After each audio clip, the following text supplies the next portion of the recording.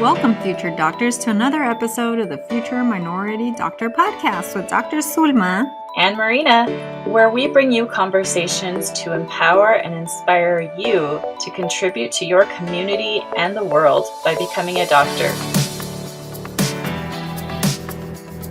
Hello, future doctors. Thanks again for checking us out and being with us here today. So today we're going to talk about one of my favorite pastimes. I'm sure Dr. Marina feels the same, is sleep. It's underrated, but it's so important. And you actually might be thinking, why would we be talking about sleep? Isn't this supposed to be a pre-med podcast about how I'm going to get into medical school? Well, believe it or not, but it's very, very much related. But the honest answer is because I am a practicing physician, and so is Dr. Marina. And over the past 10 years, Dr. Marina, you can chime in, I've been seeing an increasing amount of poor sleep hygiene. Like the high school students are just not sleeping very well. And this is causing a lot of issues. I'm seeing a lot of increasing issues in their academics and psychological issues as well. And then this will translate into how they're likely to perform in college as well. So I thought it would be very important for us to talk about this today because if this is you, you might need to hear it because we do want you to be successful in college because we need you to come to medical school and your grades matter. Dr. Marina, what's your guess on how many hours high school and college students need? Oh, how much they need? Yeah, I would say about 8 to 9 hours of sleep. Yes. Okay. So, according to the National Sleep Foundation, high school students need about 8 to 10 hours of sleep, and college students, so that's likely most of you, need about 7 to 9 hours of sleep. So, this is a range. So, then you're thinking about, well, all of us are different. How can I actually narrow down exactly what I need? So, some sleep experts, they actually suggest that the amount of time that your body needs to sleep can be estimated from the amount of sleep that you have when you're well rested, like, say, for example, on a vacation. So, again, think to a time when you went out on vacation, you've already caught up on sleep, you're in that second week of vacation mode. Well, how many hours are you sleeping throughout the night when you are on that vacation? And that's likely the amount of sleep that your body needs. Yep. It's actually estimated that more than 90% of college students sleep less than 8 hours a night. And then some resources report that the average college student actually sleeps 6 hours or less a night. So again, that's a significant lack of sleep for a lot of college students. How are you like in college, Dr. Marina?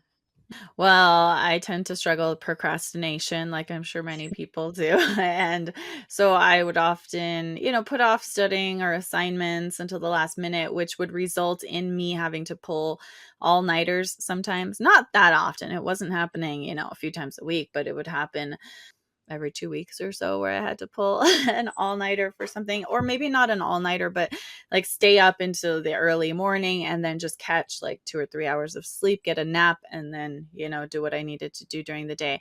And I think that's particularly bad. I mean, do you need to do it once in a blue moon? Fine. You can catch up, but if you're doing it frequently, getting just a few hours of sleep versus closer to the 7 to 9 hours that you need, that's when it really starts to affect you because you just end up so tired the next day. And then most people, they load up on coffee in order to get through that next day. And the coffee is affecting the way that you sleep the following nights, and it's just throwing your whole system off. And so your body is not able to rejuvenate, to truly rest and to rejuvenate and to refresh itself. A lot of what's going on while you sleep is your brain kind of cleaning up and consolidating memory Mhm. and learning. And so if you're not giving your body adequate opportunities to do that, your learning and your memory actually suffers. And so do your emotions. You get more moody, you get more edgy if you're not sleeping well. Definitely agree. You just described me in college. Uh-huh. uh, it wasn't once in a while that I had horrible sleep, but I was very consistently just not sleeping well. I would probably fall within that I probably slept 6 hours or less. And then I was sleeping throughout the day. And then that would throw off my night's sleep, and then pulling all nighters as well because of procrastination. But back then, I didn't really realize what impact that could actually have on my academic performance, right? Mhm. So I think back to my first year in college, which I've mentioned before, it was horrible. My Uh-huh. grades weren't good. And, probably the lack of sleep impacted that. But I didn't realize it at that point either, along with other factors. So, this is why we're talking about it. So, knowing the importance of sleep is really important because there are consequences. And Dr. Marina actually talked about a couple of them. But did you guys know that it makes your brain think it's drunk if you go too long without sleep? Your brain actually thinks it's intoxicated. So, Uh-huh. per CDC, staying awake for 18 hours can have the same effect as a blood alcohol content level of 0.05%. Mhm. Staying awake for 24 hours straight. God, I hope you guys aren't doing this. Uh-huh. um, Wait until residency. Staying awake for 24 hours is actually can be equal to a blood alcohol level of 0.10%, which is actually higher than the legal limit of being intoxicated and driving. Mhm. So it does affect your brain very much. And then also, drivers who sleep less than 5 hours per night are more than 5 times as likely to have a crash as drivers who sleep for 7 hours or more. So this can also translate to you guys if you guys are going a long time without sleeping and then pulling all-nighters, and then you're going to drive to campus if you live off campus to take an exam. Again, this is also could be potentially a dangerous situation. Okay. Mhm.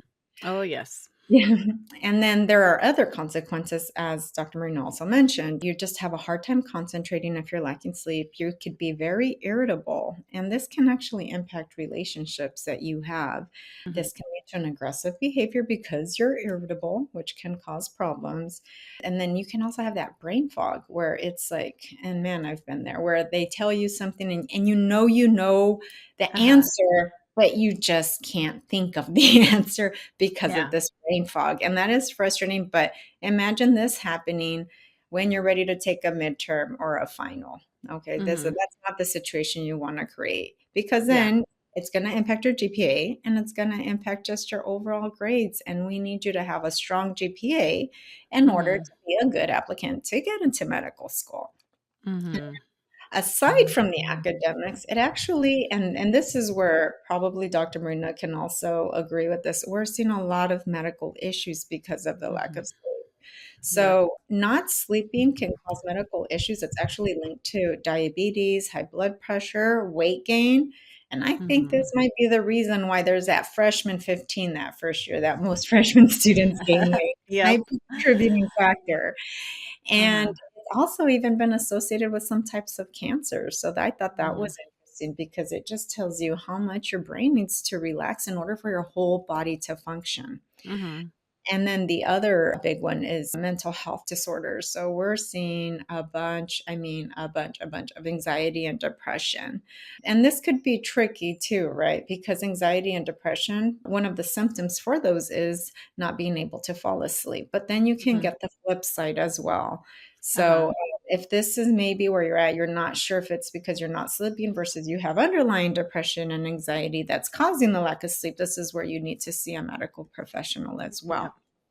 All right. Now, in my clinic, when I'm seeing patients, some of the, I would say, body pains, or we call them somatic symptoms, that I'm seeing a lot more, and I would say almost every day, is obviously increased fatigue. So parents come in concerned because they're not connecting that it's the poor sleep hygiene. They're coming in saying, I think there's something wrong with my kid.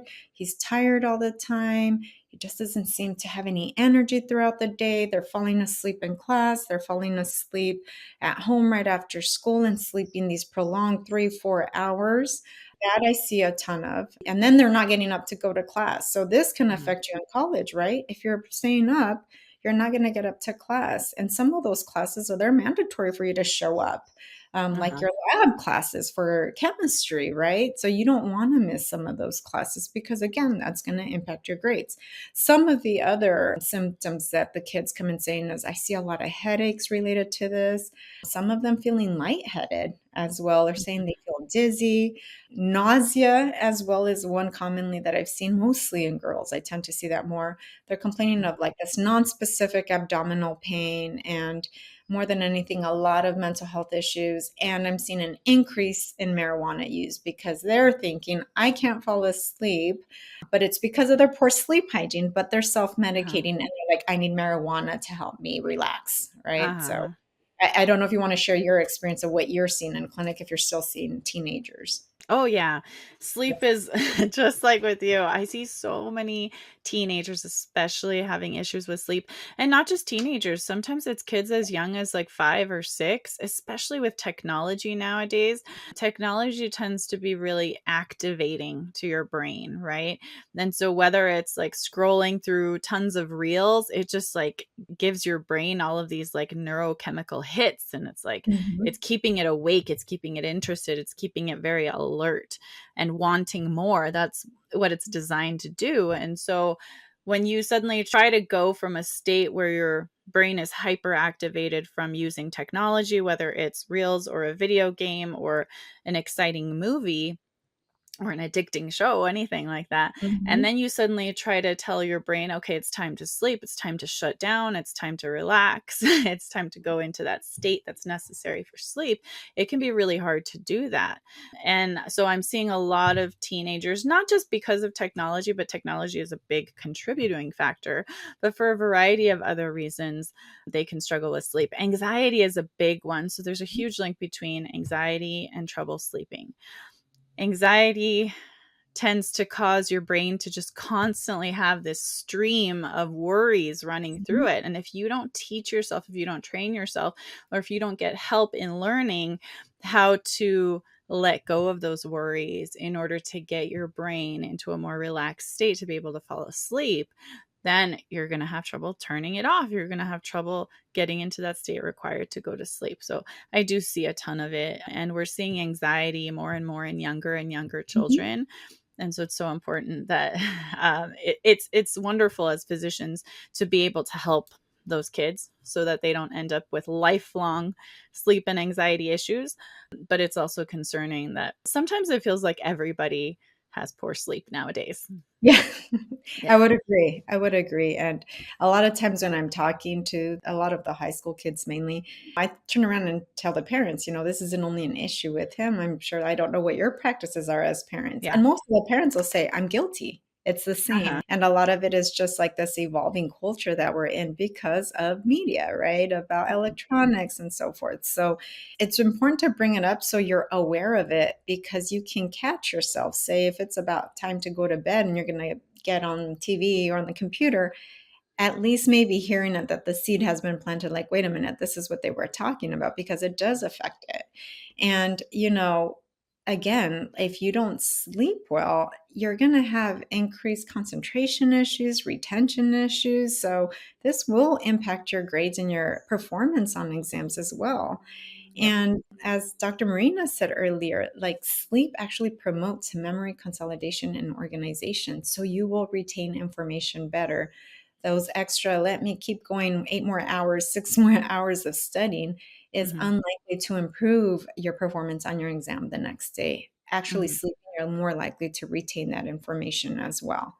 And Mhm. God, I wish I knew that when I was in Oh, college. yeah. Me too. Me too. The problem is, though, like, if you get yourself into a pickle Yeah. by postponing until the very last minute, like, there were times even in medical school where I still struggled with procrastination. And it was like, well, I did not review 50% of the material I needed for this exam. And if I don't stay up, there's no chance I'm going to pass this test. So sometimes I just had to do it. But I knew, like, I started to learn in medical school. I took a class about sleep and I started to learn how important sleep is for memory and for the consolidation of learning for both short term and long term memory.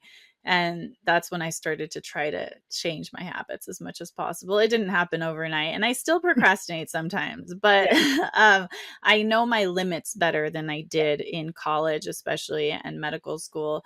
I know what I can get away with in terms of procrastination and leaving it to the last minute. And I know the things that I cannot put off completely to the last minute and also I just like sleep more. I mean, the older you get, the more you're like, yes, please, I want my sleep, as opposed opposed to when you're younger and you're trying to decide between going to a party or going to a social event and studying or sleeping, and that can be a harder decision when you're young. But the more you understand about the importance of sleep, I think it helps so that you make wiser choices when those decisions do come. Definitely. And then I think too, when you are well rested, even being in college, college is hard. Like it's so stressful, especially all of you that are on this pre-med track. I mean, you're trying to juggle school, studying, being social, doing your volunteer activities. Some of you have to work as well. So when you're not well rested, just your coping mechanisms fall as well. Oh, So which yeah. again will then lead to lots of crying spells, depression, anxiety, and Mhm. hopefully, what we always try to avoid is any suicidal ideation. So just sleeping alone can help offset some of those feelings to be able to Mhm. cope with more because honestly, you guys need coping skills because it is stressful, this path that you're taking. So, Mhm. and it's a lot of self-care. And the other thing too is sleeping helps repair stress damage that our body goes through. So more and more as time goes by, we know that sleep is an important part of our body to work and it affects all our organs of our body as well. So that sleeping time, you can also think about it like, wait, whatever my body has gone through throughout the day, I need to sleep so that way my organs can come back into check and things are working well, and it strengthens your immune system too. So that way you don't get sick as often because you don't want to be sick a lot either while you have all these exams, all these responsibilities to do in your pre-med path. Mhm. Let's talk about some tips on how to improve your sleep. Okay. So, one is no caffeine in the evening. I typically say nothing after 3 or 4. So that way it does not impact your sleep. And then also no alcohol. Alcohol impacts your sleep cycle. So, a lot of people don't know that, but it will. And you can just do a self check there. If you have some alcohol the next day, you're going to be much more tired than the days you don't drink anything. You'll feel that you're more well rested, even though you sleep the same amount of hours. And that's Mhm. because it interrupts your sleep cycle. So, very, very important as well. Also, no electronics, as we talked about. Usually it's 1 hour before bedtime. I sometimes say 2 hours because it just gets you need some time to like, all right, I need to put everything away. Yeah. But ideally, at least 1 hour before bedtime, you want to start, putting all the electronics away, dimming the lights of your room so that way your melatonin, the stuff that makes you feel tired, starts coming out and showing up so you can feel tired and be able to fall asleep. I will say, I'll add one thing there.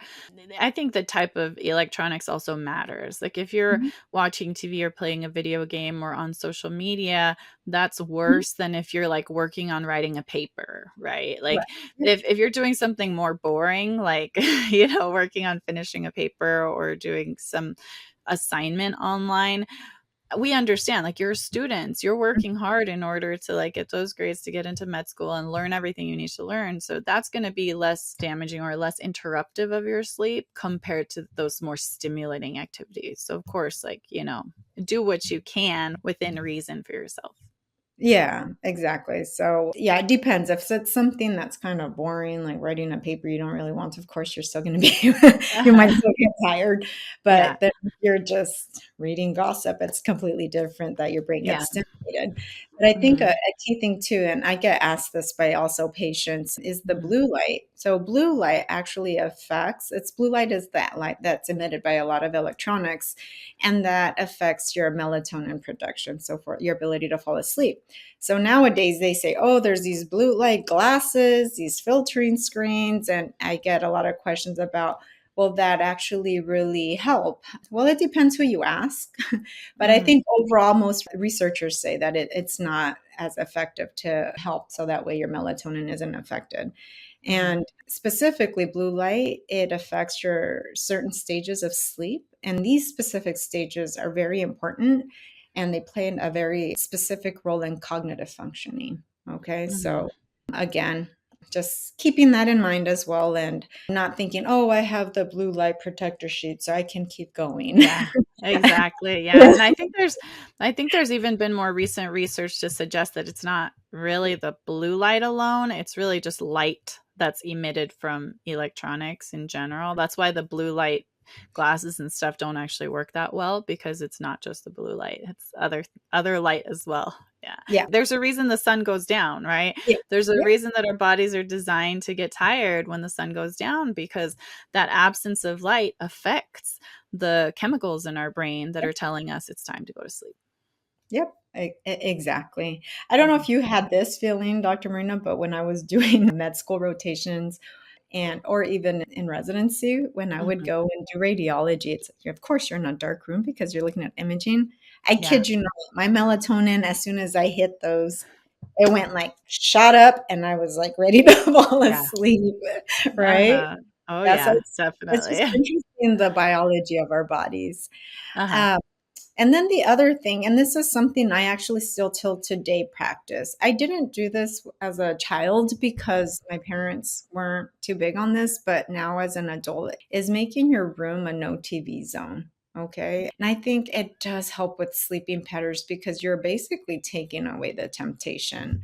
Don't get me wrong. I love TV. I like to watch shows. Yeah. But Me really, too. once you get in there, not to have access to it just helps. Mhm. Oh, yeah, definitely. I cannot tell you how many families come to me saying my kid is having trouble sleeping and they have a TV in their kid's room. And Yeah. it's just like, get rid of that TV. And of course, for a kid, it's a little easier. But then, of course, the kid goes through a phase of tantrums and everything because they're used to Mhm. having that TV in their room, and then it gets taken away and they hate their parents. I literally had a kid 2 weeks ago yelling at his mom, like, I hate you. Like, because she had taken away electronics. And luckily, she was strong enough to just say, I'm doing this because I know it's for your better interests, and you can tell me you hate me all you want, but I'm still gonna I'm still gonna stick to my guns, right? But it's hard. It's way more addictive than I think any of us realize to our brains, because it's giving us those feel good chemicals Yes, constantly. Mhm. exactly. Yeah, and then I think also as you guys are going through colleges, and we spoke about this before, is keeping a routine. And routine starts from your study schedule. We talk about procrastination. That's an ongoing work for both Dr. Marina and I, but just really planning ahead so you can try to avoid pushing for an all-nighter because you have some work to be done because you didn't get it done on time. So that'll play a key role with it. Also, within your planning of your days, exercise. Exercise will help you fall asleep. Although it's not ideally recommended right before bedtime, because if you guys know when you exercise, you get that little adrenaline rush right afterwards. It might be hard to come down quickly from it too. But Uh-huh.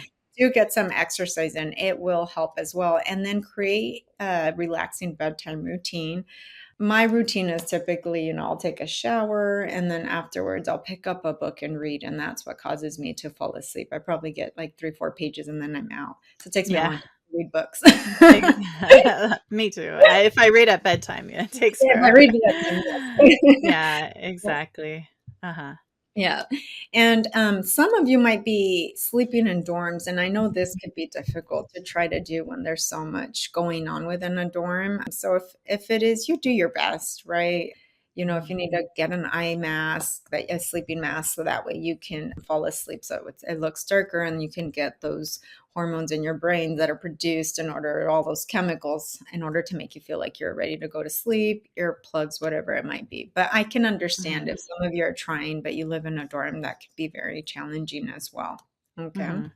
And then there's this really cool thing. I don't know if you have one, Dr. Marina, but nowadays they have these watches that you can wear where it just specifically tracks your sleep cycle. And I think that's kind of neat because it actually tracks like the different stages you're in. So after you fall asleep, it'll tell you like you had 50% effective sleep, Yeah. 70%, even though say you slept 7 or 9 hours, right? So Uh-huh. it's just interesting to see that, so that way you can kind of reflect on your sleeping, how well you're sleeping, and then reflect, what was I doing the day before that probably affected this night or whatever it might be too. Mhm. So I think those are really cool.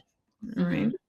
Yeah. And and then the worrying part, right, that we talk about with anxiety, whether you have anxiety or not. But I find for myself too, I think at night is kind of when we're kind of thinking and doing a rundown of everything I need to do tomorrow, the next week, a couple of months, whatever it might be. So if you just within that wind down time right before bed, if you write down a to-do list of things you have to do and kind of write everything out, it really helps relax because you know you won't forget it. Because that's obviously our fear why we're going through so many things in our mind. It's like we're concerned that we're going to forget it.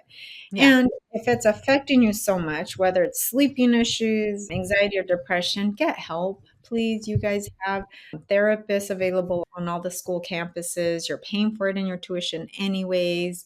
Or if you have your doctor, whoever it might be, just go get some help so that way you can do better mentally as well. Okay. Hmm. Anything else to add, Dr. Marina?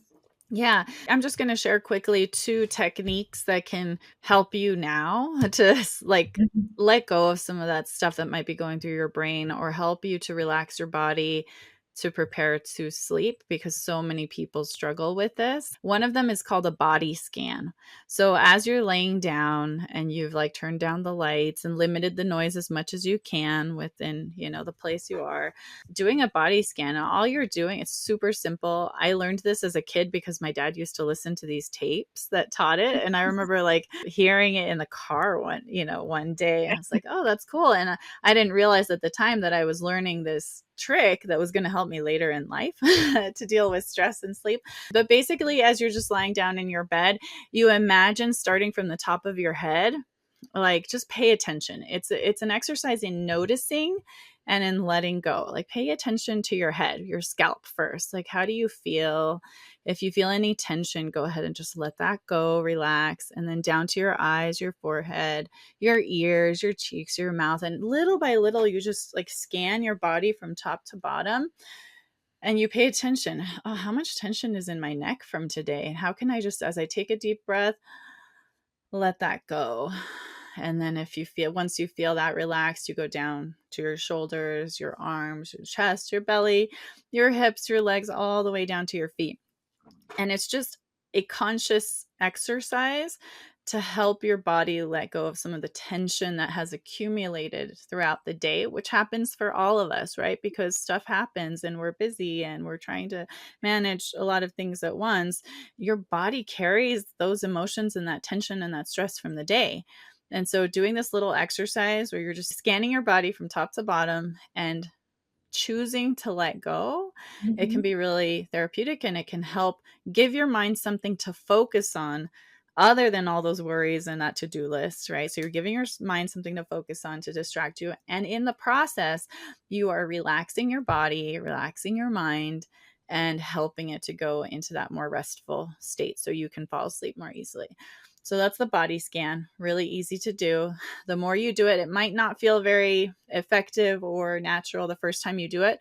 But if you do it a couple of times, if you practice every night, you'll get better and better and better, and it'll get easier and faster for you. The other one that I like, I actually teach some of my kids, is called what I call a balloon release.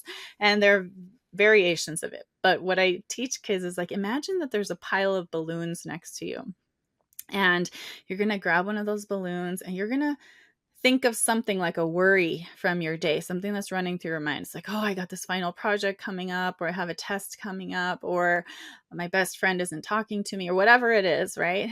And you're going to imagine taking that thought and that worry and blowing it into that balloon until it's completely full. And you're going to tie off that balloon. You're going to let it go. It's a helium balloon. So you're going to watch it float away into the sky and get farther and farther and farther until it disappears into the distance. And there's something, it's just tricking your brain into like letting go of those worries, right? Now, sometimes if there's something running through your brain, like, oh, I really got to call the bank tomorrow and I don't want to forget that, you can use your imagination to say, okay, some of my balloons are going to go into this closet that's going to be safe for me tomorrow. Or if it's something I really, really need to remember to do and I'm worrying that I'll forget, I just take a piece of paper or my phone app and I just write it so that I don't have to worry about it anymore. It's on my to-do list for tomorrow. That's another, thing. But for those things that are in your mind and don't need to be there and are not serving you, go ahead and use those balloons. You can imagine filling up 10 balloons or 20 balloons or however many you want, and giving your mind something to focus on that's allowing the release of those emotions, those stressors, those worries is really therapeutic, first of all. And it helps my kids who are struggling with anxiety and sleep issues. And the more they practice it, they get really good at it. And sometimes kids tell me, oh, like something made me really mad at school today and I used my balloon to let it go. And so it's really cool. You can use it for sleep. You can use it for other things. But just those two little exercises, a body scan, this balloon release. A variation of the balloon release is to imagine a sand castle at the beach, right? And you're going to put all those worries and all those stressors and all those anxieties into the sand castle, right? Make it however you want. And then you're going to watch a beautiful wave come and wash it away into the ocean, just disappear. So any sort of visualization or image that comes to mind that represents letting go can help to kind of quiet your mind and get it ready to fall asleep. I love that. I really, Yeah. especially the balloon one, I can see just how much that must help a lot of the kids. Uh-huh. So we should do a balloon MCAT Uh-huh. activity and really promote that. So if you are Uh-huh. getting ready to take the MCAT, start practicing the week before and just putting Uh-huh. that MCAT in that balloon. And now that Uh-huh. you know that sleep helps with consolidation and memory, make sure you're Mm-hmm. sleeping as well because you're more likely to retain all that information so you do well on the MCAT. Uh-huh. Absolutely. Like, yeah, put all those MCAT worries into your balloons, as All in many there. as you need. Yeah. All right, guys. I hope today you guys learned something and really, take it seriously when we talk about sleep because it does help. It will help your performance. We want all of you to succeed academically. We want you guys to do well on your MCAT because we are here to help you guys and support you guys so you guys do get into medical school. All right. Peace Mhm. and love. Bye, everyone.